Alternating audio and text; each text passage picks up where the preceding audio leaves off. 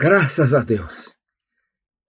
E é com muita alegria que eu chego até você, meu irmão, minhas irmãs, obreiro, para levar a palavra do Senhor, para que todos possamos participar desta bênção que é a palavra de Deus. E eu quero tomar por base, então, Epístola de Paulo aos Colossenses, capítulo 2, e eu quero ler, aliás, é capítulo 1, do versículo 24 até o versículo, deixa eu ver, 27, que diz assim: Regozijo-me agora no que padeço por vós, e na minha carne cumpro o resto das aflições de Cristo pelo seu corpo, que é a igreja, da qual eu estou feito ministro, segundo a dispensação de Deus, que me foi concedida para convosco, para cumprir a palavra de Deus. O mistério que esteve oculto desde todos os séculos, em todas as gerações, e que agora foi manifesto aos seus santos, aos quais Deus quis fazer conhecer quais são as riquezas da glória deste mistério entre os gentios, que é Cristo em vós, esperança da glória. Meus irmãos, vamos falar um pouquinho a respeito da igreja. Às vezes nós pensamos que a igreja é o templo, e até ficou tão convencionada entre nós que quando vamos para o templo, eu vou para a igreja. Mas o templo não é a igreja. O nome que ela tem, o nome de registro, também não é a igreja. Mas a igreja é um corpo, coisa gloriosa, né? E é um corpo espiritual. Agora, meus irmãos, vamos ver, sentir e compreender e valorizar o que é a igreja. Porque como corpo, ela é o corpo de Cristo. E Cristo é o cabeça da igreja. Nenhum homem evangélico ou não evangélico, por mais competente, por mais famoso que seja, ele não é o dono da igreja, nem tampouco é o cabeça da igreja. Mas nós, a todos que são crentes, a todos quantos foram libertos, chamados, e fazem parte desta igreja, então eles são membros desta igreja. Nós temos que entender também em termos de igreja, meus irmãos, que a igreja, ela está mais ou menos assim, em duas condições.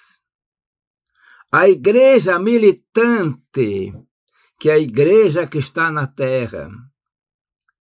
E os membros desta igreja, muitas vezes, estão distribuídos em várias organizações com nomes os mais diversos.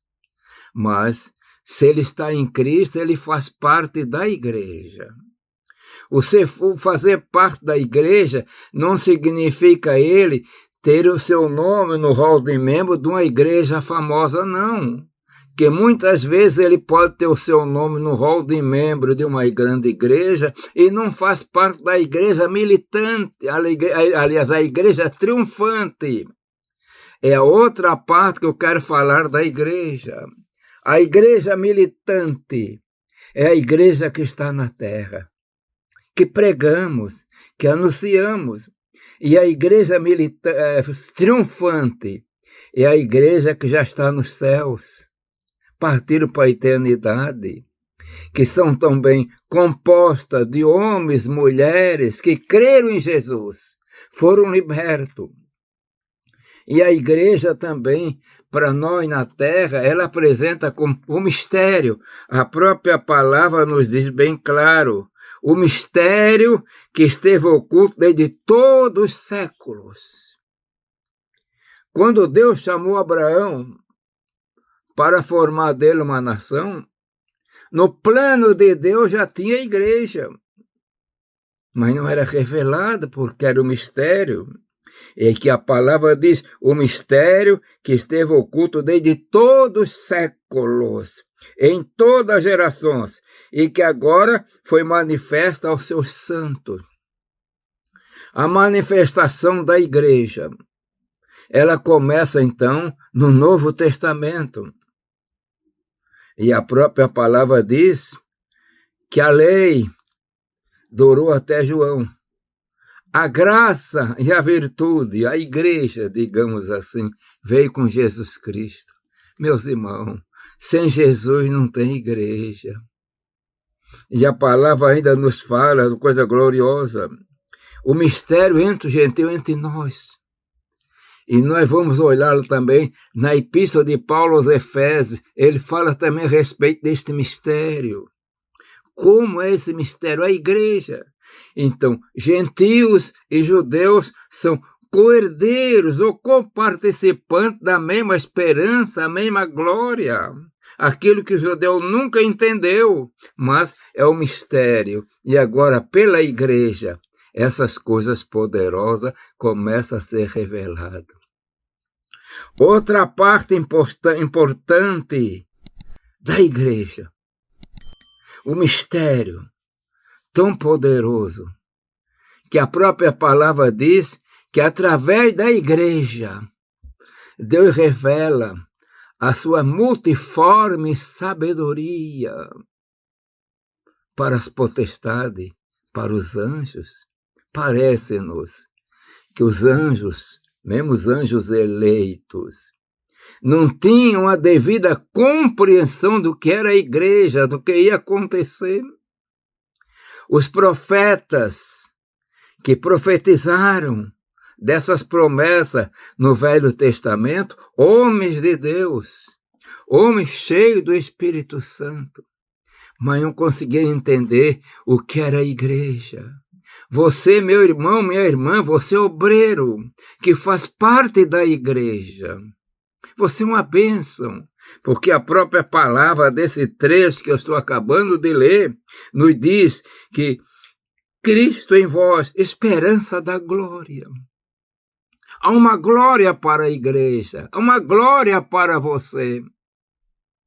Mas essa glória existe algo poderoso. Podemos assim, até místico. Cristo. O mistério de Deus em nós. Quando você se entrega para Jesus, houve uma coisa tão profunda, tão poderosa, que você começou a fazer parte do corpo de Cristo, que é a igreja. E ele também é a cabeça desta igreja. Então, é uma glória. Cristo em vós, esperança da glória. Se Cristo está em você, você tem esperança da glória, a glória eterna, que está revelada, revelada e guardada no céu para nós. Portanto, meus irmãos, eu estou falando para você como igreja, você é uma bênção, você faz parte do corpo de Cristo, continua servindo, amando, glorificando esse Senhor tão poderoso que é Cristo, que é a tua cabeça, que é a minha cabeça. Amém. Pai eterno, Deus de amor e bondade, eu te agradeço, Senhor, por fazer parte da igreja, porque me chamaste. E quero pedir também por todos que estão me vendo e ouvindo, Senhor, que fazem parte da igreja. Abençoa e renova. E tudo isso no nome santo de Jesus. Amém.